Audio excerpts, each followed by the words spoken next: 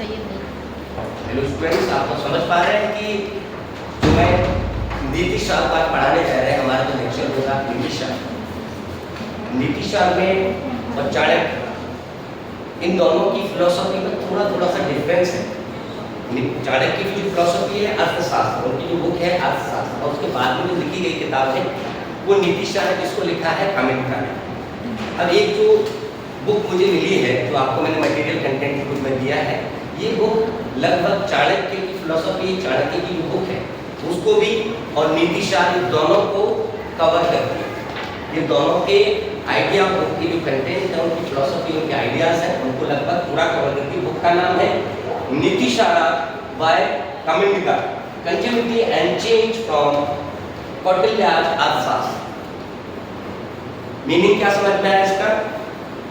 आप जो नीति शास्त्र का है वो कौटिल्य अर्थशास्त्र से कैसे अलग है, या फिर हालांकि वो कंटिन्यूटी चलता है या फिर वो चेंज है, ऐसे भी बताने से डिबेट हो सकता है, कंटिन्यूटी है या चेंज है। कहने का तात्पर्य ये है, और कौन समझा सकता है इसका मीनिंग? जो टाइटल लिखा है, बुक का टाइटल है, किसी राइटर ने लिखा है, प्रदीप कुमार गौतम, है ना, इन्होंने इसके ऊपर बुक लिखी है, तो उसी बुक को हम समझने की कोशिश करेंगे। और कौन बताएगा इसका मीनिंग? नीति शास्त्र जो है एक एलिमेंट है पॉलिटी का, और ये मतलब कैसे इनके जो थॉट्स है वो कैसे डिफरेंट है। हाँ, कहने का मतलब ये है कि जो नीति शास्त्र है, कामिका की लिखी हुई किताब है, वो चाणक्य की अर्थशास्त्र जो किताब है, उस किताब का कंटिन्यूटी ही है, या उसमें कुछ चेंज करके उसको आगे बढ़ाया है, ये कहने की कोशिश कर रहे हैं।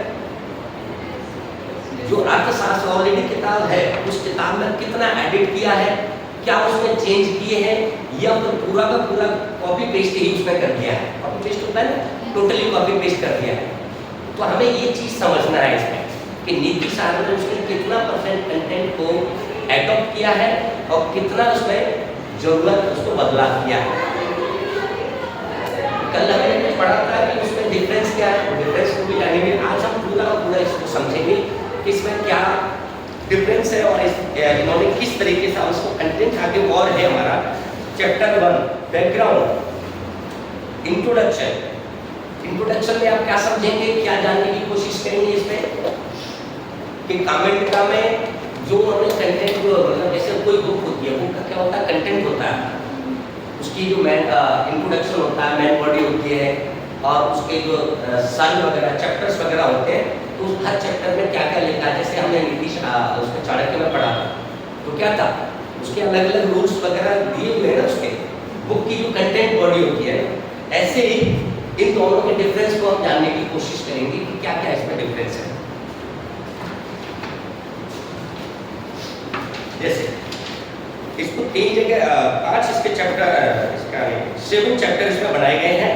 इंट्रोडक्शन पहला चैप्टर, दूसरा है some important milestones and influences in the likely period when the text was written.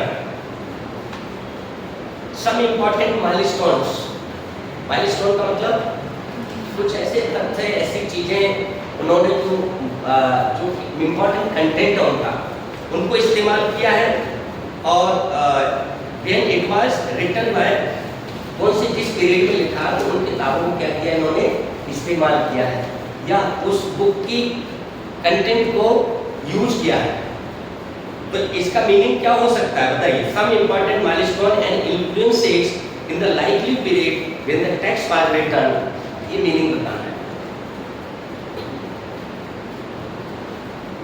किसको समझ में आया ये मीनिंग? समझ आया? हाँ बताइए, किसने समझ में आया? हाँ, some important milestones and influences in the likely period when the text was written. जब टेक्स्ट को रिटन किया, चैप्टर एक्चुअली में इसका बुक है ना, बुक का चैप्टर। अब चैप्टर के आधार पर क्या होगा, फ्लो को समझेंगे। हम क्या करना चाह रहे हैं, फ्लो को समझने की कोशिश कर रहे हैं कि फ्लो कैसे जा रहा है, कैसे इसमें ग्रोथ हो रही है। Some important milestones and influences, कुछ ऐसी बुक रही होंगी, इंपॉर्टेंट बुक्स होंगी, जैसे कि अर्थशास्त्र की बुक है, जिससे प्रभावित कौन थे? नीतीश शास्त्री को उन्होंने गुरु माना था, चाणक्य को क्या माना उन्होंने? गुरु माना। इसके अलावा और भी किताबें रही होंगी, बाणभट्ट की किताब है, बहुत सारी और भी किताबें हैं, उन किताबों से भी प्रभावित रहे होंगे। उनका उस पर क्या असर पड़ा, जिससे कि अर्थशास्त्र का नीतीश चाणक्य अमेरिका पर क्या असर पड़ा, जो हमने कल पढ़ा, क्या असर है उसके ऊपर? उन्होंने सप्तांगिक जो सिद्धांत को माना। चार उपाय थे और भी बना के साथ हाँ, चलो। आगे। उधर से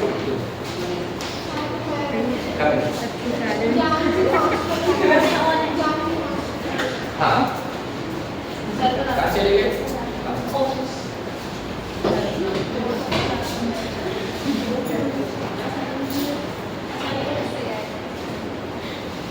तो एक एक लगा।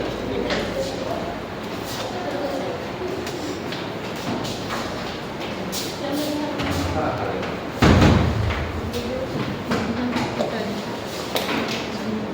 तो जो अर्थशास्त्र जो बुक है उसका क्या प्रभाव है नीति शास्त्र में? कल हमने डिस्कस किया, क्या प्रभाव उसके ऊपर दिखाई देता है?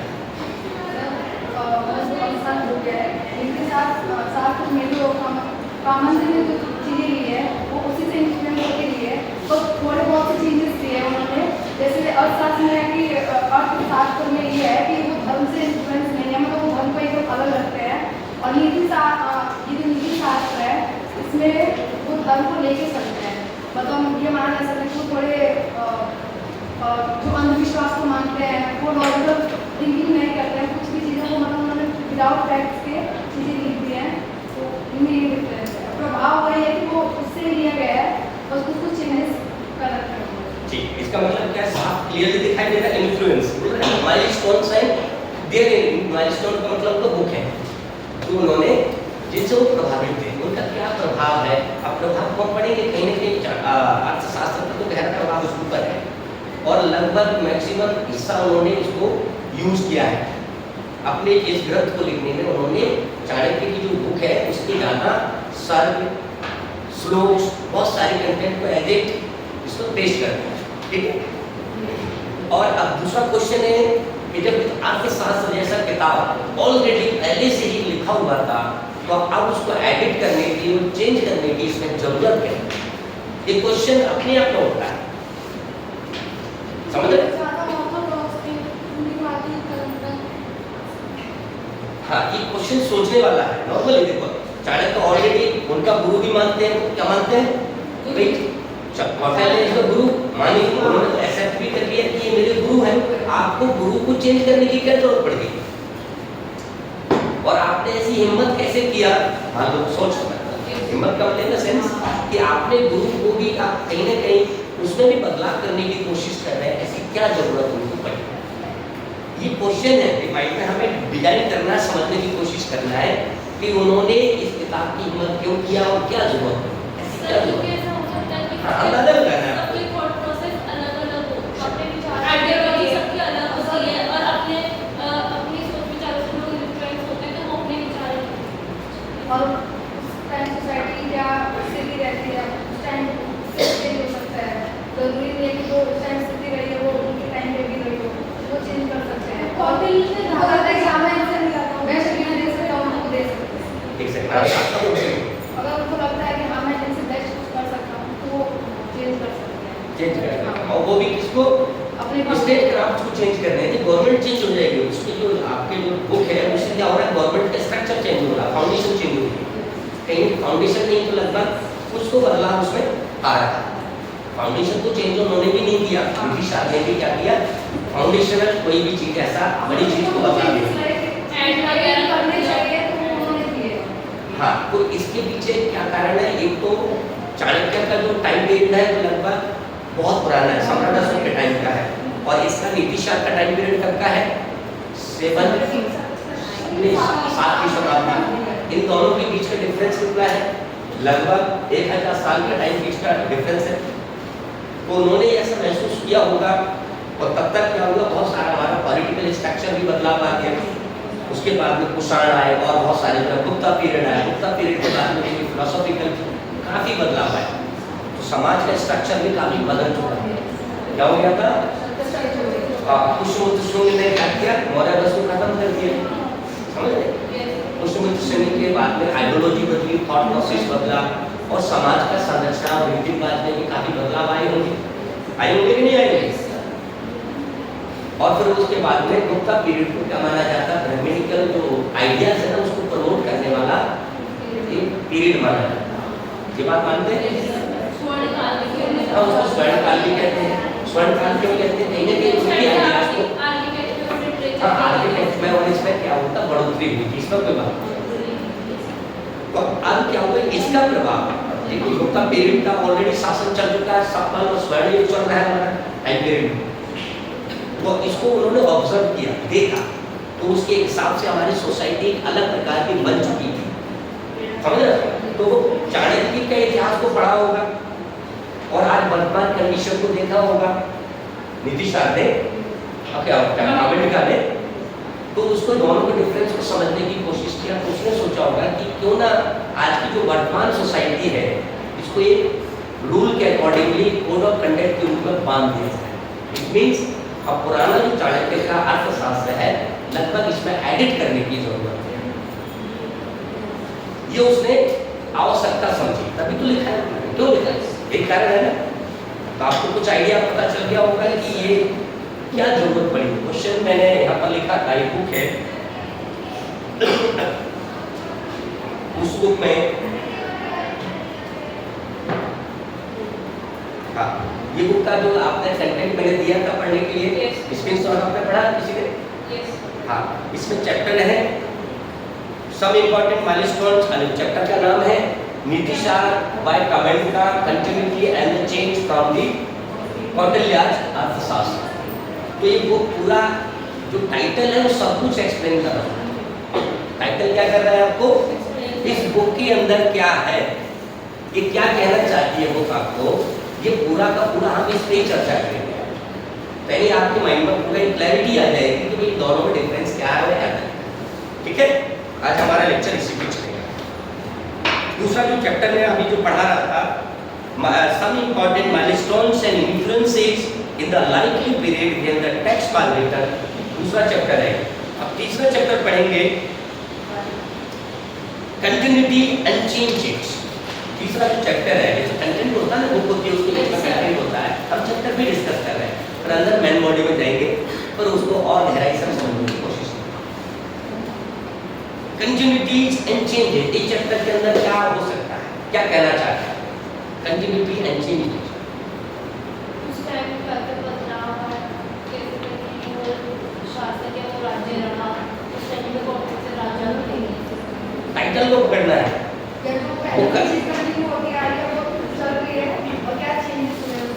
हाँ, क्योंकि नीतिशार जब लिखा गया, चाणक्य का उसने अमेरिका ने लिखा है, उससे पहले हमारे धर्म ग्रंथ भी थे, उससे पहले हमारा चाणक्य का अर्थशास्त्र भी था, और उससे पहले के हमारे वेदों का भी कुछ ना कुछ स्टेट क्राफ्ट को लेकर के रूल्स रेगुलेशन रहे होंगे।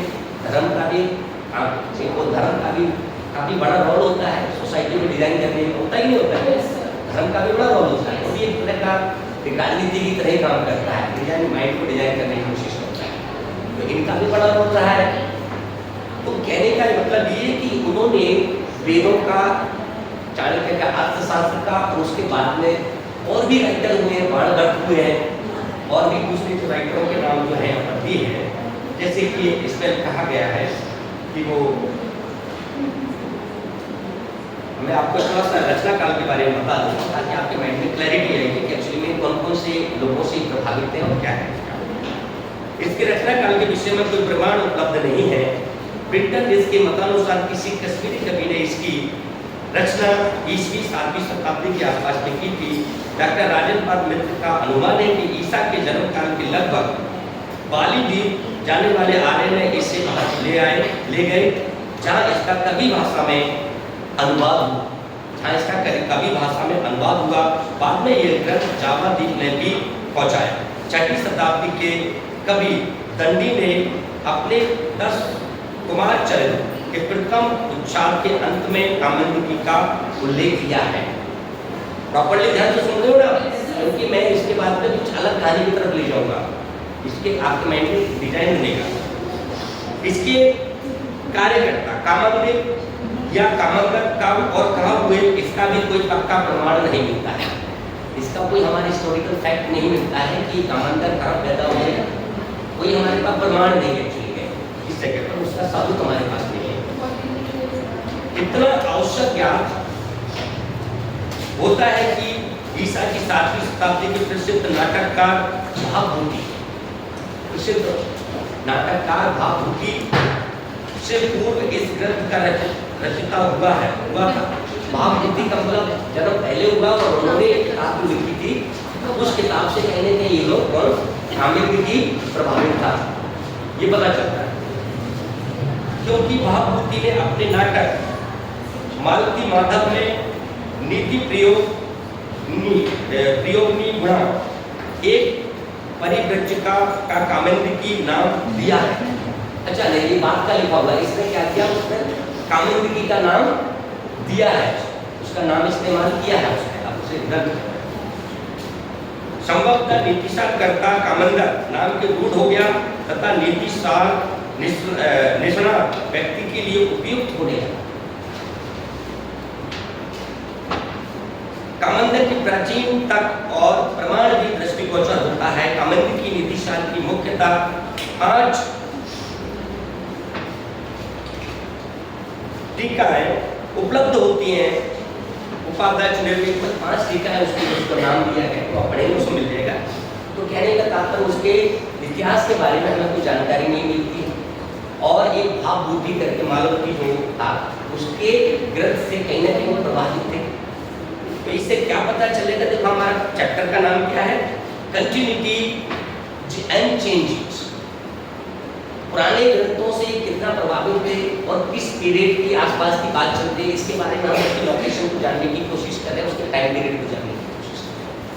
तो कुछ लोग कहते हैं कि भाई ये चाणक्य के बाद के जस्ट मतलब पहली दूसरी शताब्दी के आसपास का टाइम पीरियड बताते हैं। सबकी अलग अलग राय है, जिनको डाटा के हिसाब से मिलता है उसी आधार पर अपनी बातें बोलते हैं।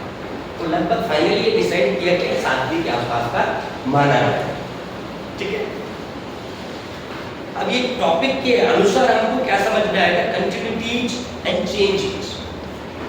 तो बात कहाँ बोल रही है, तो पुराने जो धर्म ग्रंथ थे, हमारी जो बुके बुक्स थी, उनका कितना इस्तेमाल किया, उनसे कितना ही प्रभावित नहीं। पर अब दूसरा चैप्टर होगा हमारा अगला 4th chapter, some common characteristics of Kautilya and Kamanda. इसके अंदर क्या चर्चा किया जाएगा, दोनों के कॉमन कैरेक्टरिस्टिक्स होंगे। एक रूपरेखा आपके माइंड में डिजाइन हो रहा होगा, जो मैं आपको पढ़ रहा हूँ उसको कंटेंट को आपके माइंड में स्ट्रक्चर क्रिएट हो रहा होगा कि एक्चुअली हमें क्या क्या कवर करना है, पढ़ना क्या है, क्लियर हो रहा है। चलिए आप एक्सप्लेन करेंगे इसके बारे में। Some common characteristics of Kautilya and Kamanda, क्या हो सकता है, इस पर क्या चर्चा की जा सकती है, बताएं। तो वो भी सिमिलर है, तो उसमें अर्थशास्त्र में दे रखे हैं, लिख रखे बस आप थोड़ा बहुत चेंजेस कर रखे हैं। और राजा का क्या धर्म होता है, कैसे वो अपने राज्य को चला सकता है, उसको संचालित कर सकता है, वो सब भी इन्होंने सेम ही लिखा है, बस थोड़े थोड़े चेंजेस के साथ। इन्होंने उसमें कुछ पॉइंट्स ऐड कर दिए, जैसे आपने कहा वो शानदार दंड भेद में आपने उसमें 3 पॉइंट्स और ऐड कराए थे, और कुछ चेंजेस करके ऐसे बहुत सारे मतलब ज़्यादातर पॉइंट्स उसके सिमिलर ही हैं और दोनों के कॉमन ही हैं।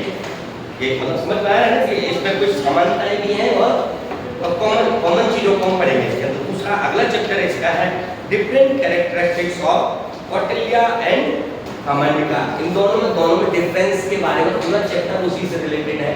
जब आप घर में पढ़ेंगे अभी, जैसे मैं आज थोड़ा समराइज करूँगा, माइंड में डिजाइन करने की कोशिश करूँगा कि एक्चुअली में ये है क्या। अभी हम थोड़ा जो मेन बॉडी पढ़ रहे हैं उसके अंदर तरह डिटेल में पढ़ेंगे। अब इसका 6th चैप्टर है some unique features of Kamanda. Unique features को क्या जाएंगे, जो उन्होंने अपने ढंग से अपनी बात को अलग अंदाज में कहने की कोशिश किया है। अलग ढंग में भी कुछ बातों को कहता ही नहीं रहता। जब हम आंसर लिखते हैं तो कुछ अपने अंदाज में तो कुछ बात कहने की कोशिश करते हैं ना, या अपनी फिलोसफी को एक्सप्लेन करने की कोशिश करते हैं। अपने जो जीवन पर प्रभाव है, जीवन पर जो लोगों का प्रभाव है, समाज का प्रभाव है, इसका मतलब जो गुप्ता पीरियड था, उस गुप्ता पीरियड का नीतीश कामेटिका के लाइफ पर बहुत गहरा प्रभाव है। कैसे पता चलता है इसका? कैसे अंदाजा लगाएंगे कि कामेटिका के जीवन पर गुप्ता पीरियड का भी और ब्राह्मणिकल जो आइडियाज थे उनका प्रभाव था? कैसे? हाँ, इसको चर्चा का विषय है कि आप किस आधार पर कह सकते हैं कि कामेटिका के ऊपर ब्राह्मण ग्रंथ तो बहुत थे, जैन धर्म भी था, बौद्ध धर्म भी था, तो इसका प्रभाव कैसे मान सकते हैं कि ज्यादा प्रभाव जो है गुप्ता पीरियड का या ब्राह्मणिकल जो ग्रंथ है उनका ज्यादा असर है? हाँ, जो हमने कल भी पढ़ा था, क्योंकि वो हेटेरोडॉक्स से क्रांतिकल ले जा रहा है आपको ऑर्थोडॉक्स की तरफ। उसकी जो राइटिंग स्किल है, पूरा ग्रंथ को आप पढ़ेंगे तो राइटिंग में हमको क्या इंडिकेशन देता है, वो हेटेरोडॉक्स से हमको ले जाता है ऑर्थोडॉक्स की तरफ। और ऑर्थोडॉक्स का मतलब क्या होता है? पिछली बातों को, पुराने आइडियाज को और सुपरस्टिशियस की तरफ भी आपको ले जाता है। तो ऐसा ये मतलब पता चलता है कि कहीं ना कहीं गुप्ता पीरियड ने क्या किया, ब्राह्मणिकल आइडियाज को बूस्ट किया, बढ़ावा दिया कि नहीं दिया? तो इसने भी दिया। तो इनका इसका मतलब ये कि इस टाइम पीरियड में कहीं ना कहीं ब्राह्मणिकल आइडियाज से और जो गुप्ता पीरियड, सुंग वंश, इनके जो कार्यकाल थे या उनके आइडियाज थे, विचार थे, राइटर थे, उनके विचारों से भी काफी प्रभावित रहे। तो आपको कहा थे कितना टाइम लग गया आपको?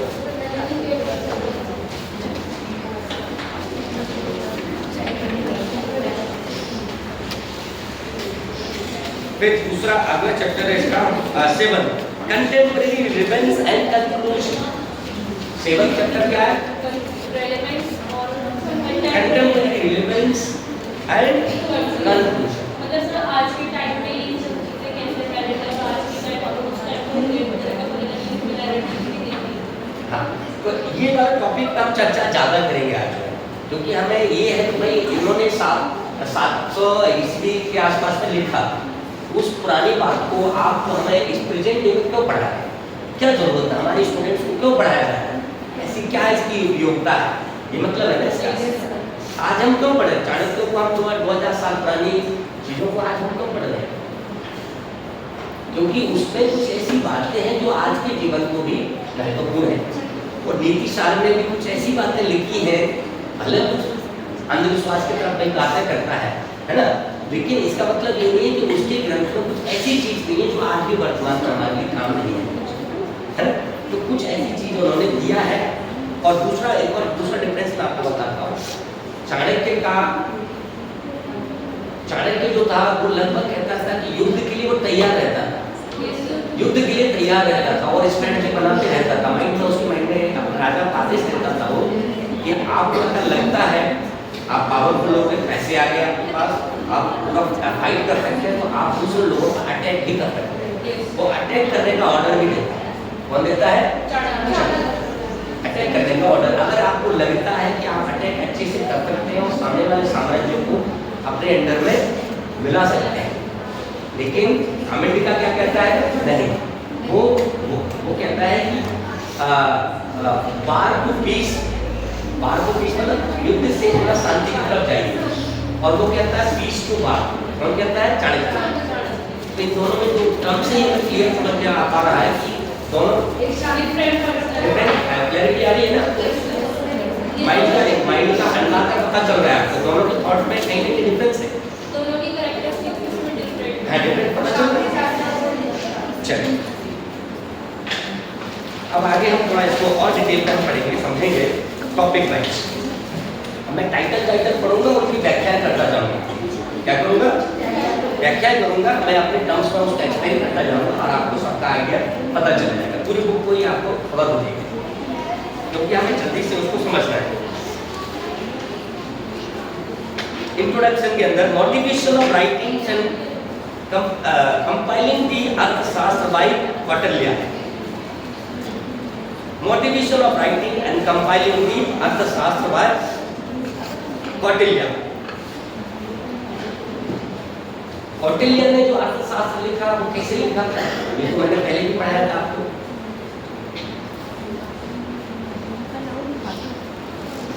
उससे पहले भी हमारे ग्रंथ हुआ करते थे, उनको प्रभावित हो उनसे कंटेंट लेकर के यूज किया था ना, यही था ना। और नीतिशा कामेडिका ने क्या किया है, कौटिल्य के अर्थशास्त्र का इस्तेमाल करके अपना नीतिशास्त्र लिखा है, यही है ना। कोर आइडिया कंटेंट की रोल ऑफ अर्थ। अब इसमें ये देखने की कोशिश कर रहे हैं कि जो नीतिशार ने पूरे कोर आइडिया का इस्तेमाल किया है या उसकी जो मूल आइडिया होता है उसी को ही छोड़ दिया है। अभी नीतिशार हम पढ़ेंगे तो हम इसमें ये जानने की कोशिश करेंगे कि नीतिशार के अंतर्गत जो अर्थशास्त्र जो बुक है जो चाणक्य ने लिखी है, कौटिल्य ने लिखी है, उसका कोर वैल्यूज होती है ना, कोर कंटेंट होता है, मूलभूत बातें होती हैं, क्या उनको इन्होंने बॉयकॉट कर दिया, छोड़ दिया, या उन्होंने अपने बुक में एक्सप्लेन किया। तो इससे ये पता चलता है कि उन्होंने उन वैल्यूज को कंटिन्यूटी बनाए रखी। किन्होंने? नीतिशार ने उस कंटेंट का इस्तेमाल करने की कोशिश किया। जैसे कौन से कंटेंट का इस्तेमाल किया?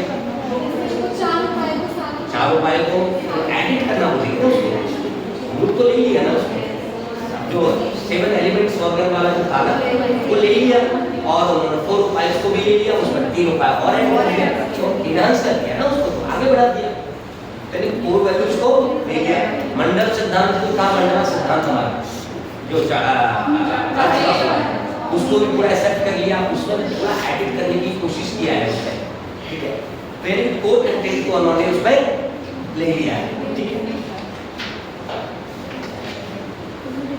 Why the need to study text of the post-Kautilya period? ये कंटेंट जो भी मैंने एक क्वेश्चन पूछा था आपसे, ऐसे रैंडमली पूछा था, Why the need to study text of the post-Kautilya period? Post-Kautilya period का मतलब क्या होता है? कौटिल्य के बाद टेक्स्ट है, उनको पढ़ने और समझने की जरूरत क्या है, क्या आवश्यकता है? सर अगर उनके टाइम में लिखी हुई रेफरेंस पता उनके टाइम के हाँ, और इधर क्यों नहीं बोल रहे हैं? आप बढ़िया बोल रहे हैं, इधर भी बोलना है। अब क्वेश्चन ये कि हमें मौर्य काल के बाद का मौर्य काल के बारे में तो आपको जानकारी मिलती है, चाणक्य के उससे मिलती है ना, लेकिन उसके बाद में भी बड़े बड़े और राइटर हुए होंगे, उसके इतिहास को जानना या उन राइटरों को पढ़ना लिखना हमें क्यों जरूरत है? जो मौर्य काल के बाद का, उस मतलब हो गया मौर्य काल के बाद का, ठीक है। मौर्य काल के बाद में भी बड़े बड़े राइटर पैदा हुए होंगे, थिंकर पैदा हुए होंगे, जिन्होंने बड़े बड़े ग्रंथ लिखे हैं। उन ग्रंथों को आज पढ़ने की क्या जरूरत है, क्यों पढ़ते हैं?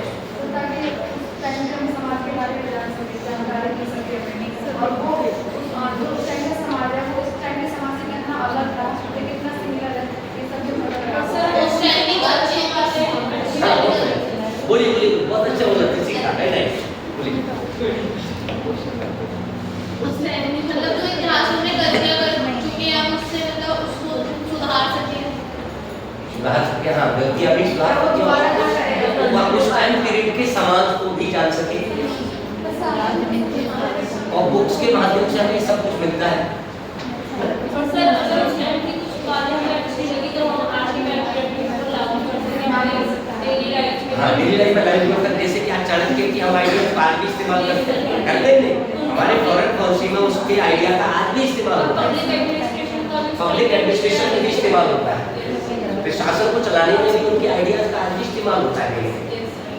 पूरे आइडियाज को भले ना बोलो, कुछ आइडिया है इस्तेमाल किया जाता है, उनके हेटेरोडॉक्स को आज भी इस्तेमाल करते हैं। हाँ, उसका भी इस्तेमाल करते हैं। आदमी का सैन्य दुर्ग है, दुर्ग का मतलब क्या है? हमारे इंडिया के चारों तरफ दुर्ग है, क्या है वो? पैलेस की तरह काम करेगा ना, करेक्ट लगा रखा है, उसको देख रहे हैं पूरा चारों तरफ करेक्ट उसमें प्रभावित होता रहता है, तो बिजनेस उधर एंटर कर सकते हैं। तो वही कहीं ना कहीं उसी का हिस्सा है ना, है कि नहीं? बाद में हम उसमें एलिमेंट का इस्तेमाल कर रहे हैं। हाँ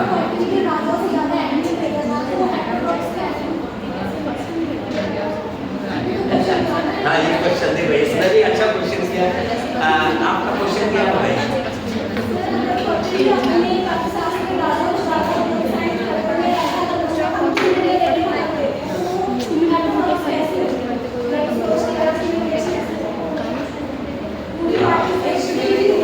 आप सभी लोग सुन रहे हैं? सबने आपका नाम? साक्षी। साक्षी का क्वेश्चन सुना आपने? आवाज नहीं आई। नहीं आई आवाज? चलो बोलिए और सबको सुनाई देना चाहिए। क्वेश्चन क्या है? कौटिल्य ने अपने अर्थशास्त्र में राजा को सर्वशक्तिमान बताया, उन्हें राजा पे ज्यादा फोकस किया, तो वो हेटेरोडॉक्स कैसे है? उन्हें ऑर्थोडॉक्स क्यों नहीं कहते? क्यों नहीं कहते? हाँ, ये मैंने तो बहुत अच्छा क्वेश्चन किया है। इसको सबको चिंतन करना पड़ेगा, सोचना पड़ेगा ऐसा क्यों था। इसको हेटेरोडॉक्स बोला गया और इसको ऑर्थोडॉक्स बोला गया, क्यों? चलो आप बताइए, किसके पास जवाब है इसका? गलत भी हो सही हो उसको कोई फर्क नहीं पड़ता, अपने आइडियाज को सोचने की कोशिश करना है। क्वेश्चन अच्छा किया, आप बताइए किसी का, आप बताइए, आप बात करते मैं साइड पर बैठा हूँ। नहीं हम क्लास में आपस में बातचीत नहीं करना। कल मैंने किसी को डांटा था, कौन सा बोला नहीं? बात करते थे, वो लॉजिक साइंटिफिक चीज़ों को मतलब जो है वो लेते थे, इसलिए और राजा को अंधविश्वास में ज़्यादा बिलीव नहीं करते थे। तो ये भी एक रीज़न है। और कामोदी जो थे वो अंधविश्वास एक तरह से था उनका, और धर्म की तरफ वो झुकाव भी था, और कौटिल्य का था वो बिल्कुल भी नहीं था, तो इसलिए वो हाँ, एक्चुअली जहाँ तक मेरी समझ में आता है, मुझे उसको हेटेरोडॉक्स क्यों बोला गया, आपने क्वेश्चन किया जो मेरे दिमाग में मुझे ऑर्डर होता है, वो ये कहता है कि चाणक्य अपने राजा को क्या कहता है? सर्वोपरि मानता है, और उसको ये भी कहता है कि राजा के पास हाईली फाइनल अथॉरिटी है, जो कहेगा जो अच्छा लगेगा वो कर सकता है। अगर उसका ब्रेन ये कहता है सबसे बुद्धि होना चाहिए, बुद्धिमान होना चाहिए और सारे गुण संपन्न होना चाहिए, तो सबसे ज़्यादा लीडरशिप उसके पास क्वालिटी होना चाहिए, कन्विंसिंग क्वालिटी उसके पास होनी चाहिए, बुद्धिमान होना चाहिए और चतुर एकदम चालाक होना चाहिए, मतलब तेज तर्रार माइंड वाला इंसान होना चाहिए, और उसका अंतिम निर्णय वो धर्म से भी ऊपर है, उसको कोई आदेश नहीं दे सकता। कौन नहीं दे सकता? कोई भी आदेश नहीं दे सकता, लेकिन आपको नैतिक रहना है। क्या करना है? नैतिकता पर उन्होंने फोकस किया कि अगर नैतिक नहीं रहोगे तो आपकी प्रजा क्या कर देगी? आपके खिलाफ ही विद्रोह कर देगी। क्या कर देगी? आपके खिलाफ ही विद्रोह कर देगी। बात तो कौटिल्य ने भी बोला है ना, लेकिन इसमें एक और कौटिल्य क्या ताकत देता है राजा को कि आपको धर्म के अंदर कब मानता है? नैतिकता में मानता है। नैतिकता और धर्म का फर्क समझिए, क्या फर्क होता है बताइए? What is the difference between the नैतिकता में और धर्म में क्या फर्क है? नैतिकता होती है मॉरल वैल्यूज होती है, और जो धर्म होती है वो इनकी हमें जो थिंकिंग होती है जो हमें करनी चाहिए, हमें ऐसा करना चाहिए। नैतिकता में मुझे लगता है कि थोड़ा लॉजिकल माइंड होता है।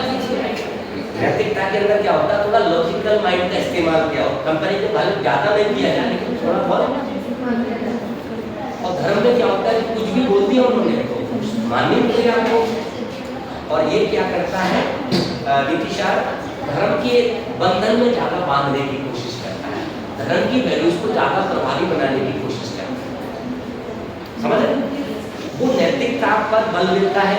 और दूसरा ये जो वो ये भी कहता है कि अगर तुम्हारा कोई ऐसा राजा को माइंड में कुछ आइडिया आता है तो उस राजा अपने समाज को, अपने देश को, अपनी जनता को मजबूत बना सकता है, पावरफुल बना सकता है, दुनिया में जीत सकता है। उस कंडीशन में वो क्या कर सकता है? अपने फाइनल डिसीजन का इस्तेमाल कर सकता है। ये पावर जिसने दिया उसको चाणक्य। लेकिन अगर इसके पास नहीं है ये वाली, इसको धर्म के अंदर बांध देंगे, धर्म में जब बन जाएगा तो इंसान का ब्रेन एक अलग डायरेक्शन में काम नहीं कर पाएगा और कहीं ना कहीं वो हेटेरोडॉक्स की तरफ आ जाएगा, अब ऑर्थोडॉक्स की तरफ आ जाएगा। अब क्लियर होगा आपका आंसर? थोड़ा क्लियर हुआ होगा? लेकिन वो जैसे वो जनता को जो नाटक करते हैं ना, जनता के नाटक में स्पीच किया जाता है वहाँ देखो यहाँ पर तो लिखा है ना, अब वो डिफरेंस बहुत गहरा है, क्वेश्चन अच्छा है, इसका आंसर थोड़ा सा मुश्किल होगा क्योंकि इसमें यही समझना है कि इन दोनों ने धर्म की तरफ थोड़ा सा ले जाते हैं और थोड़ा सा ये क्या एक पर इसमें ये लिखा हुआ है कि वो जो सांस्कृतिक प्रोग्राम होते हैं ना उन पर ज़्यादा फोकस नहीं करते, उनको बढ़ावा देने की कोशिश नहीं करते। सांस्कृतिक धार्मिक सांस्कृतिक कार्यक्रम होते हैं तो वो कहता है कि कोई जैसे बुद्धिस्ट वाले अपना कर रहे हैं, हिंदू वाले अपना कर रहे हैं, जैन वाले अपना कर रहे हैं, तो सरकार की तरफ कोशिश नहीं करता है सरकार के फंड से ये सब चीज़ें किया जाए, समझिए। लेकिन ये जो है सरकारी फंड से ही करने के लिए कह सकता है, समझिए। इसलिए हेटेरोडॉक्स और ऑर्थोडॉक्स का फर्क थोड़ा सा नजर हमको दिखाई देता है। ठीक है, अगला टॉपिक हम पढ़ेंगे। देखो आप आज क्लियर आपको समझ में आ रहा होगा, है ना? अगला टॉपिक हम पढ़ेंगे द कॉमन ट्रेड्स। अगला टर्म है जो टेक्निकल वर्ड हम इस्तेमाल करेंगे, जो टाइटल है, टाइटल को मैं व्याख्या करते जाऊंगा, आपके माइंड में क्लियर लगभग होता चला। कॉमन ट्रेड्स क्या है? कॉमन ट्रेड्स का मतलब मीनिंग क्या है? कॉमन ट्रेड्स अर्थशास्त्र और नीति शास्त्र के बीच में जो कॉमन आइडियाज है, कॉमन ट्रेड हो गए, आइडियाज है ना उनके बीच का। देखिए अब यहाँ पर कौटिल्यज अर्थशास्त्र mentioned earlier the text classical text of the same genre is Nitisha. Both the texts are not historical treatises meant to record historical developments। दोनों जो बुक हैं वो क्या नहीं है? हिस्टोरिकल बुक्स नहीं। ये सब लोगों का कहना है। देखिए जैसे नॉर्मली बुक लिखी जाती है, हिस्टोरिकल बुक्स को लिखा जाता है।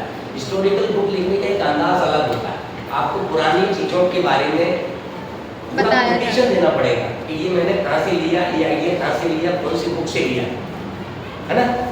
उसका कोटेशन हिस्टोरिकल बैकग्राउंड में देना पड़ेगा।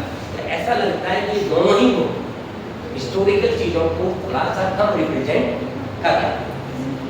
ये काव्य के ग्रंथ के रूप में लिखी गई है, लेकिन हिस्टोरिकल चीज़ों को थोड़ा इंडिकेशन कम है। कई लोगों को देखिए चाणक्य के बारे में भी लोगों को जानकारी नहीं है, फैक्चुअल नहीं मिल पाता कि कहाँ जन्म हुआ, ना तो नीति शास्त्र का मालूम पता चलता है। उन्होंने जो किताबें इस्तेमाल किया, धार्मिक ग्रंथ और स्टेट क्राफ्ट के बारे में इस्तेमाल तो किया है, लेकिन पूरा हिस्टोरिकल बैकग्राउंड में उनके हिस्टोरिकल बैकग्राउंड को वो एक एक्सप्लेन करते हुए बातें नहीं करता है।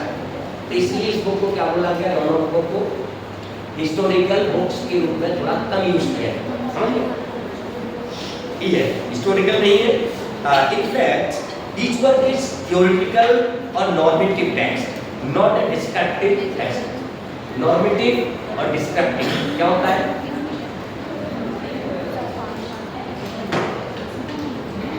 डिस्क्रिप्टिव मतलब होता है डिस्क्राइब करते हुए बातों को कहते कहना। नॉर्मेटिव नॉर्मल तरीके से अपनी बात कहना, छोटे में। ठीक है, हाँ। और not descriptive, however, though they are not all bound by the need to name any monarch, they do throw lights upon the political and social milieu within which they were composed and the history of tradition of political discourse, besides throwing a few historical nuggets at them। तो ये जो दोनों book हैं ये political चीज़ों पर ज़्यादा centred पर है, पॉलिटिकल आइडिया और रिलीजियस आइडिया को लेकर के ज़्यादा मैन फोकस करती है, और इसलिए यानी हिस्टोरिकल बुक्स के रूप में इसको कम वैल्यू दे पा रहे हैं। समझ पा रहे? ये कॉमन ट्रेड्स आपको क्लियर हो गया थोड़ा सा? ठीक। Non availability of political history, non आपस में बोलना नहीं, non availability of political history. Political history होती है ना, अपना हिस्ट्री होती है, उसकी भी अवेलेबिलिटी इसके अंदर नहीं है। जैसे पॉलिटिकल पूरा एक सीक्वेंस में कोई चीज को आप लिखना चाहें, चलो मैं लिखूंगा सम्राट अशोक से लेकर के आज का वर्तमान इतिहास लिखेंगे तो पूरी चीजों को कोड करते हुए लिखेंगे ना ऑर्डर में। कुछ चीजें आपने भूतकाल छोड़ दिया है, फिर मिडाइवल पीरियड का इनिशियल पीरियड छोड़ दिया, फिर सल्तनत पीरियड का आपने अडॉप्ट कर लिया, या कुछ बीच बीच में आपने बातों का एक्सप्लेन किया। ठीक है, तो कहीं ना कहीं क्या है, इसका पॉलिटिकल कोई भी नॉन एबिलिटी नहीं है, पॉलिटिकल हिस्ट्री भी नहीं है। दूसरा कमेंट का the historian of the Mauryan period. कुछ लोग ऐसा मानते हैं कि कमेंट का the historians of the Mauryan period, ये टर्म का मतलब क्या है, क्या कहना चाह रहा है? कमेंट का जो है मौर्यन पीरियड का हिस्टोरियंस है, ऐसा क्यों कहेंगे? Historian of modern period, Maurya period, Maurya period. Very nice, अच्छा पकड़ लिया आपने आइडिया, क्योंकि मौर्य पीरियड के ऊपर ही उन्होंने ज्यादा फोकस किया और उसी को हाईलाइट करते हुए लिखा है। पूरा ग्रंथ जो लिखा है इससे हाईलाइटेड है, मौर्य काल को इंडिकेट करते हुए कहता है। तो हम क्या कह सकते हैं, मौर्य काल का बड़ा हिस्टोरियन है, लेकिन इसका मतलब ये नहीं है कि सुंग काल का हिस्टोरियन है, ये नहीं कह सकते ना, क्योंकि सुंग काल की बात करता है या कुषाण काल की बात करता है तो उसमें कुछ मेंशन भी तो रहता है ना। आपने जो पर्टिकुलर पीरियड की हिस्ट्री आपने एक्सप्लेन कर दिया, और बाकी के और भी तो हिस्ट्री है हमारी, उसके बारे में आपने नहीं किया। ठीक है, तो क्लियर हो गए? डेट एंड ऑथर्स, आपका क्वेश्चन उठता है कि इसकी डेट एंड ऑथरशिप के बारे में लोगों को अलग अलग मत है। कुछ लोग कहते हैं इसका डेट अलग है, जैसे कुछ 7th सेंचुरी का टाइम पीरियड के बाद 700 BC का सेंचुरी की बात करता है, तो कोई उसको 4th सेंचुरी के आसपास की बात करता है। अब इसमें देखो अलग अलग लोगों ने अलग अलग वो रखा है। Bhandarkar mention that Kamandaka lived in 300 AD, जो भंडारकर नाम का कोई राइटर है उन्होंने अपनी बात रखी है कि 300 AD के आसपास में चार्ल्स कहते हैं कि कमेंटिका बिलोंग्स टू 4th सेंचुरी और 5th सेंचुरी। चार्ल्स कहते हैं कि 4th और 5वीं सेंचुरी से बिलोंग करते हैं। तो ये डिबेट है, क्या हो जाएगा ये डिबेट है, तो डिबेट हमें नहीं पढ़ना, मैं तो नॉर्मली चीज समझता है। तो इसको डेट को लेकर एक फाइनल हम इसको ये कह सकते हैं कि 700, ठीक है, सेंचुरी के आसपास का इसका टाइम पीरियड माना है। अगला पढ़ेंगे हम about the nature or the elements of polity by the Kamentka translated and edited by the Rajendra Pal Mitra. About the Nitisha, अब नीतिशार जो बुक है वो किसी और ने खोज निकाली है, और इन्होंने निकाला है, दूसरे लोगों ने इस किताब के बारे में रिसर्च किया है। वो कौन है? राजेंद्र पाल मित्र। इन्होंने इस किताब को खोजने की कोशिश किया, इसको लिखने और समझने की कोशिश किया। उसकी व्याख्या करना, समझाना, लगभग जानने की कोशिश करना। हाँ, क्वेश्चन क्या? सर एक वो जो आपने पीरियड है तो कुछ स्टोरी थी, कुछ लोग अपने साथ की बुक को लेके चले गए थे। हाँ। इस बार संबंधित है, हाँ। उनकी बुक को लेके चले गए। हाँ, लेके चले गए। तो उसके बाद फिर इन्होंने जम्मूद्वीप पर लेके चले गए थे, जम्मूद्वीप। तो वहाँ पर आप ये भी कहने को मिलता हो सकता है जम्मूद्वीप में उनको अलग हट भी जाती है किताबें, ताम्रपत्र को लिखा जाता था तो पढ़ जाती है। उनकी जो है जेली और कोई जो और लोग होते हैं ना, तो उनको ट्रांसलेट करते हैं, उसको लिखने की कोशिश करते हैं, या कुछ सुरक्षित रख लिया जाता है उसको, ठीक है। तो अब इसके बारे में क्या कहते हैं, अलग अलग लोग क्या कहते हैं इसके? नीतिशा और the elements of polity by the Kamandaka is the sustainable work 1192 verses shloka. इसमें 1192 श्लोक से 1192 श्लोक, क्यों क्या हुआ? श्लोक से ऑफ 34 प्रकरण है, सेक्शन। प्रकरण का मतलब होता है विषय। अब ये तो मेन बॉडी आ गई, क्या हो जाएगा? ये मेन बॉडी आ गई उसकी, कि इसके अंदर कौन कौन से कंटेंट दिए गए। हम उसका मेन बॉडी का ज़्यादा नहीं फोकस करेंगे, वो आप घर में पढ़ेंगे तब आपको समझ में आएगा। तो हमारा क्या होता है कि लंबा, मैं आपको आपको ये पूरी रूपरेखा बताने की कोशिश कर रहा हूँ कि चाणक्य का और नीति शास्त्र में क्या डिफरेंस है। आपको लाइट में पूरा क्लियर आज के लेक्चर में कुछ आप समझ पा रहे हैं मुझे? सबको समझ में आ रहा है या इधर ही समझ में आ रहा है? इधर आपको समझ में आ रहा है? ध्यान दो तभी सर। अच्छा, आपको समझ में आ रहा है? जो मैं सारी बातें एक्सप्लेन कर रहा हूँ वो आपको क्लियर समझ में आ रहा होगा। मैं दोनों के डिफरेंस को समझाने की कोशिश कर रहा हूँ। आप लोग भी बोलेंगे कि जब आप उधर से आ रहा है इधर से भी आना चाहिए। सबको अपना अपना एक्सप्लेन करने की कोशिश कर रहा है।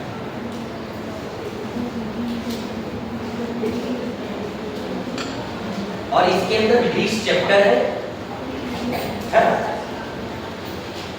तो कामिक नीति शास्त्र बुक है, उस बुक के अंदर 20 चैप्टर है।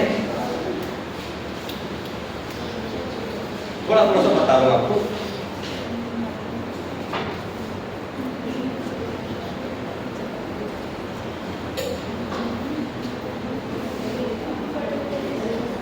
Mandela theory on interstate relation, various types of policies, war and peace, diplomacy, intelligence, military organization and defense to avoid.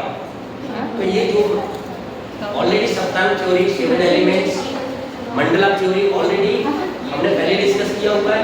इसी के बारे में ये थोड़ा सा बोल रहा है।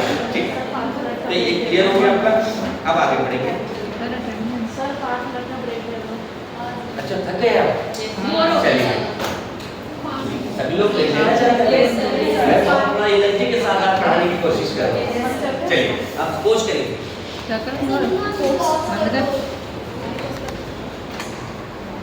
समझ में आया? कौन बोलना चाहता है? अपने ऑनेस्टी से, ईमानदारी से बोलना है। मैंने कहा चालू हो गया वीडियो। चालू हो गया? हाँ, ठीक है, ऑन कर दीजिए। मुझे लगा कि ऑन नहीं है। तो आज का जो लेक्चर था, जो चाणक्य और कामिंदी, इन दोनों के आइडियाज को लेकर के जो हल्का मैंने डिस्क्रिप्शन दिया, उसके बारे में अभी तक जो मैंने समझाया, उसके बारे में कौन बोलना चाहेगा? मैं जिसको बोला, आप बोलोगे? चलो, क्या नाम है आपका? हाँ, अपने वर्ड्स में, अपने भाषा में, अपने अंदाज में उस बात को एक्सप्लेन करना। सर, जो चाणक्य ने अर्थशास्त्र लिखा है, तो अर्थशास्त्र में उन्होंने कहते ज़्यादातर ये राज्य के बारे में बताया। राज्य कहते हैं एक राजा के क्या कर्तव्य होने चाहिए प्रजा के लिए या समाज के लिए, या कहते राज्य कैसे चलाया जाता है और उसको चलाने के लिए क्या क्या नियम। और उन्होंने ना कोई भी धार्मिक चीज़ों को अपनाकर कहते नियम नहीं बनाए थे कि किस प्रकार से राज्य को चलाना है। और जो कमंडकर ने नीति सार लिखी थी, तो नीति सार में इन्होंने ना धर्म को राज्य के साथ साथ इन्होंने धर्म को लेकर चला था कि कहते हैं अगर हम धर्म को लेकर हम राज्य का निर्माण करेंगे, राज्य की कहते नीतियाँ बनाएंगे कि हमें कैसा शासन करना चाहिए, कैसा नहीं करना चाहिए, क्या जासूसों की जरूरत, तो उन्होंने धर्म को लेकर साथ में चला था। ये कमंडकर ने नीति सार। इसका मतलब इसका आइडिया क्लियर हो गया कि ये धर्म को लेकर के थोड़ा ज़्यादा एम्फेसिस देता है। मतलब राजा को भी वो कहीं ना कहीं धर्म के बंदिश में, कंट्रोल में लाने की कोशिश करता है। वो कहता है कि आप राइटियसनेस बनो, क्योंकि राइटियसनेस बनेंगे इसका मतलब राइटियसनेस का वो धार्मिक जो थॉट है वो आपके माइंड में ब्रेन हैप्पी हो जाएगा, तो आपका डिसीजन भी उसी के अकॉर्डिंगली रन होंगे। वो ये कोशिश कर रहा है, मतलब बात करेंगे। ठीक है, और कौन एक्सप्लेन कर सकता है? देखो, इसका अच्छा बोला। दूसरा अगला टॉपिक हम पढ़ते हैं। अभी पहला था हमारा इन्फ्लुएंसेस ऑफ कमेंट का नीति शास्त्र ऑन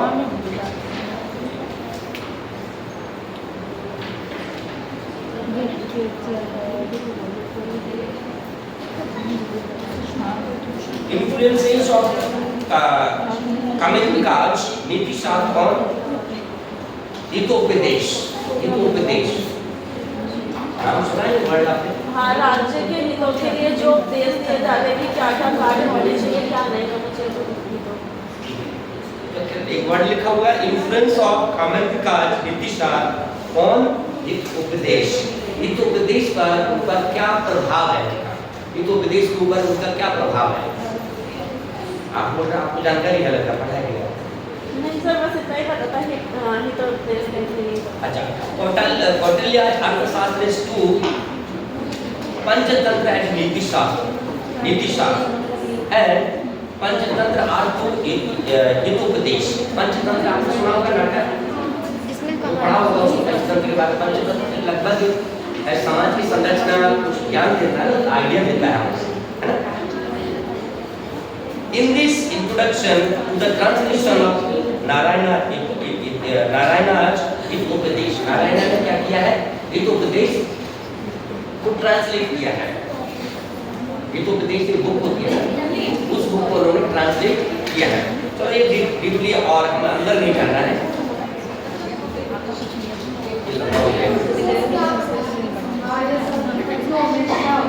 हाँ, उसको आप थोड़ा सा बच्चों को पढ़ लेते हैं। Apart from the Panchatantra, Narayana single bends to say the verse composition of Nitisar of Kamandika, nearly disturb नहीं करना है। Nearly 90 verses in the Upadesh are quotations from this book. 90 जो quotations का मतलब होता है उसमें कोट जो लिया जाता है। quotation समझते हैं सब लोग? Quotation. Verses in the Upanishads are quotations from this book, devoted chiefly to the aspects of नीति। ये नीति से related quotations लिए गए हैं। That deal the political theory, most of verses are contained in the third and the fourth books.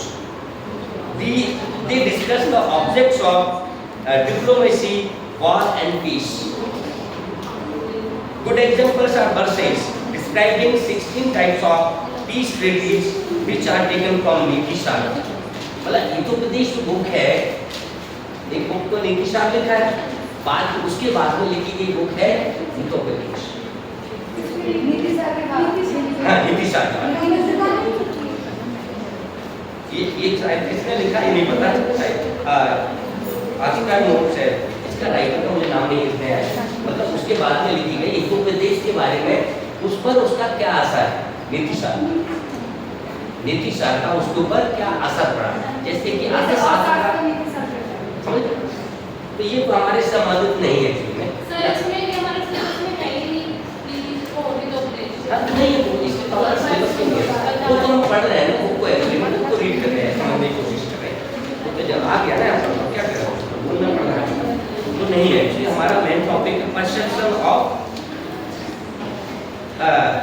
Reception और comment का in recent time. Reception का मतलब क्या होता है? रिसेप्शन ऑफ कमेंट का इन रिसेंट टाइम, आज वर्तमान समय में स्वीकृति। रिसेप्शन का मतलब स्वीकृति, रिसीव करना, मतलब रिसीव करते हैं। तो इससे उनके आइडियाज को आज उनकी वैल्यू क्या है?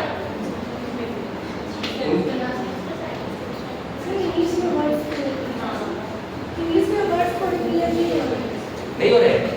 अच्छा, रिसेप्शन समझ लो, रिसेप्शन ऑफ कमेंट का इन रिसेंट टाइम, मतलब आज वर्तमान समय में उनके कमेंट का जो है रिसेप्शन, मतलब उनका स्वागत किसका करेंगे? आइडिया का स्वागत करेंगे। रिसेप्शन क्या होता है? किसी का स्वागत करना।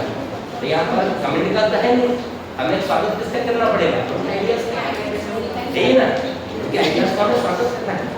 तो उनके आइडियाज का कौन से आइडिया का स्वागत इन्होंने किया है, ये हमें पढ़ना है। समझ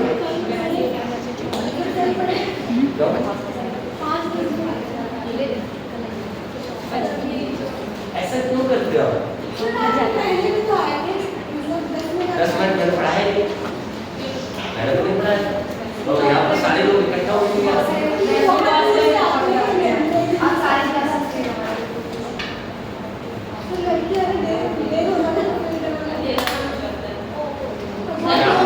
टाइम पीरियड है, टाइम टेबल है, इसका कोई क्वेश्चन तो नहीं उठा सकता। घर वाले बोल नहीं सकते, कोई बोल नहीं सकता, क्योंकि आपके पास के बाद टाइम टेबल है 5:30 और वहाँ से कॉलेज से बोलेंगे 5:30 से लेकर 10 जाने नहीं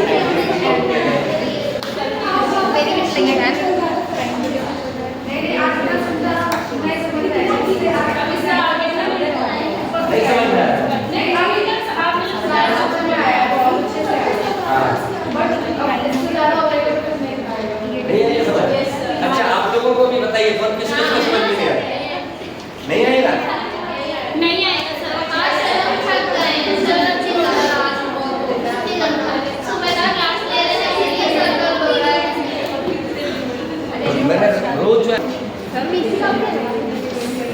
आवाज कहाँ से आ रही है?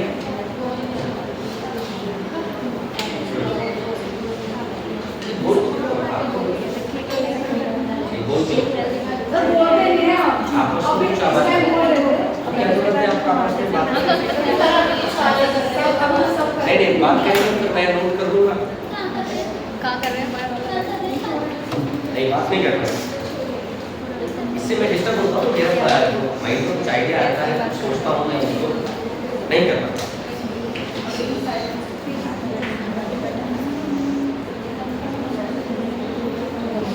अब रिसेप्शन ऑफ कमेंट का डिसेंट है, तो उनके जो कौन से आइडिया को उन्होंने स्वागत किया लोगों ने? हाँ नीतीश सर, हम नीतीश सर की बात करेंगे ना, तो उन्होंने 3 जो आइडिया उन्होंने दिए, कौन से आइडिया दिए थे? तो अलग उपाय के बारे में 7 एलिमेंट्स को उन्होंने एक्सेप्ट किया, और इसके अलावा उन्होंने मंडल के संदर्भ में भी कुछ आइडिया एडिट करने की कोशिश की। मंडल सिद्धांत था ना, मंडल सिद्धांत के संबंध में भी उन्होंने उसको भी थोड़ा सा इलेबोरेट करने की ऐड करने की कोशिश किया। समर्थन किया है, उसमें भी कुछ एडिट किया, तो इनका स्वागत हो गया सर, उनका भी यूज हो रहा है। सबके अटेंडेंस हो गई? Yes sir. सबका अटेंडेंस हो गया? आज कितना हो? 35।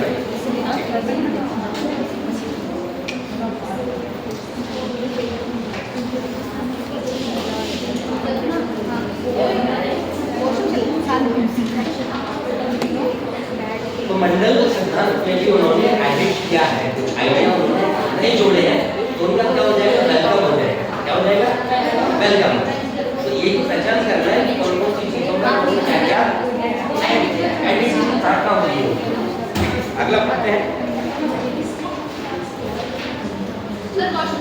हाँ, अब देखिए अगला चैप्टर हमारा है इसका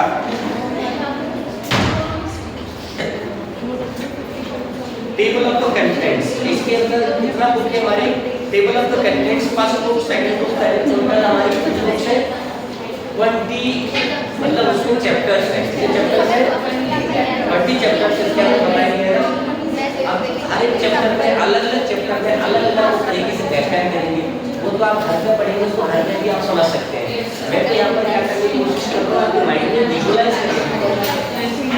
अब ज़्यादा पढ़ेंगे तो अपनी क्लियर नहीं है।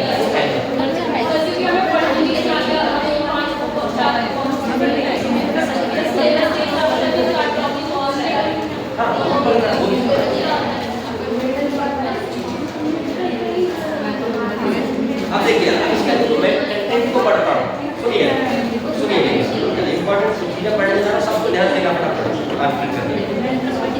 फर्स्ट को क्या कहती है? Concerning the topic of training. पहला चैप्टर है ना, कौन सा चैप्टर? नीतीश सर का बुक है, उसके अंदर चैप्टर्स है। पहला चैप्टर किसके बारे में फोकस करता है? हाँ, concerning the topic of training, training के बारे में बात करता है। राजा की ट्रेनिंग कैसे होती है? It has been chapter with 21 sections dealing with the enumeration of the signs and control of the senses, appointments of ministers, and rules and intelligence services. एक राजा की ट्रेनिंग, इंटेलिजेंट लोगों को कम्युनिकेट के लिए राजा मंत्रिमंडल वगैरह कैसे अपॉइंट करना, कैसे होना चाहिए, उसकी ट्रेनिंग के बारे में पूरा का पूरा ये चैप्टर कवर। इसी तरीके से उन्होंने 20 चैप्टर में अपने अलग-अलग विषयों को एक्सप्लेन किया है। तो आप इसको घर पे ये मुझे लगता है कि लंबा हो जाए, बड़ा हो जाए, इसको मैं इसको छोड़ेगा। अरे ये लगता है, मुझे लगता है इस सिलेबस में आएगा भी नहीं, एग्जाम में आएगा तो ज़्यादा नहीं हो जाएगा। ये नॉर्मल क्वेश्चन पूछी जाएगी।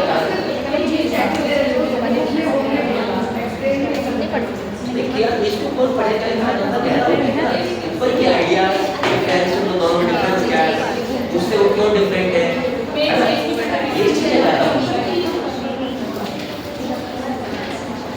हाँ देखो उसका कितने चैप्टर है, इसका थोड़ा सा ठीक ठाक है। आप दूसरा चैप्टर पढ़ रहा हूँ हल्का, चैप्टर 2, ध्यान से टॉपिक पढ़ूंगा आपको, सिर्फ topic. Some important milestones and influences in in the early period where the text was written. इसमें कौन सा ब्रॉड क्रोनोलॉजी सुंग वंश period Indo Greek followed by the Shakya, ये आपका नहीं है, कुषाण ये आपका नहीं है। गुप्ता पीरियड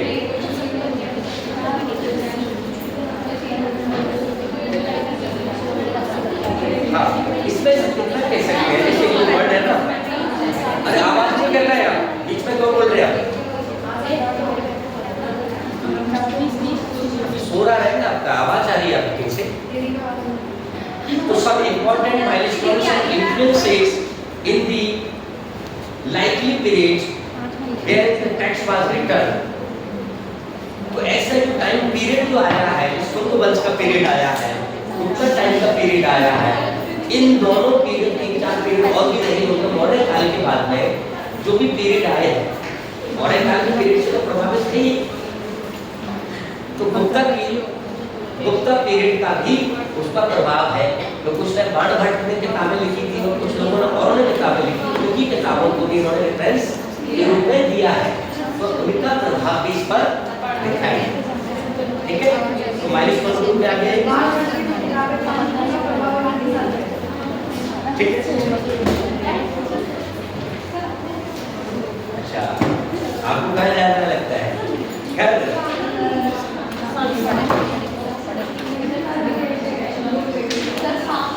इसका हिस्टोरिकल बैकग्राउंड होते हैं।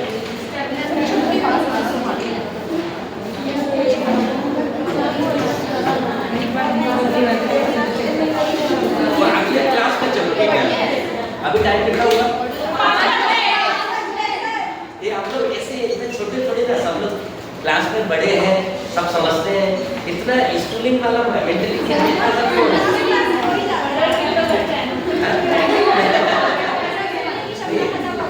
आज ऐसा फील हो रहा है इस स्कूल के बच्चे नहीं हल्का सा फूल देखने को मिला है।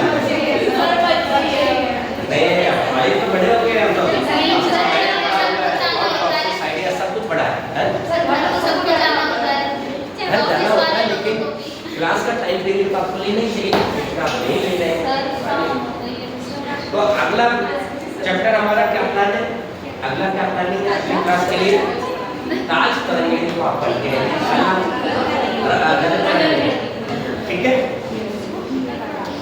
आज में कंटेंट देख लिया, टाइम है आपके पास, पढ़ेंगे कल कोई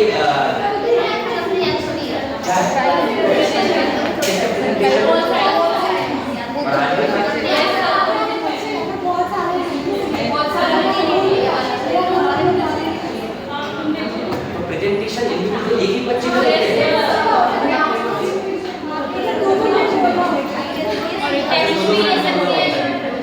तो आप लोग यहाँ पर बहुत सारे अच्छा बोलते हैं, उनका तो नोटिस मुझे हो गया, कई लोग यहाँ पर चुपचाप बैठे सर हम भी बोल लेते हैं, ऐसी बात नहीं है, हम भी बोल लेते हैं।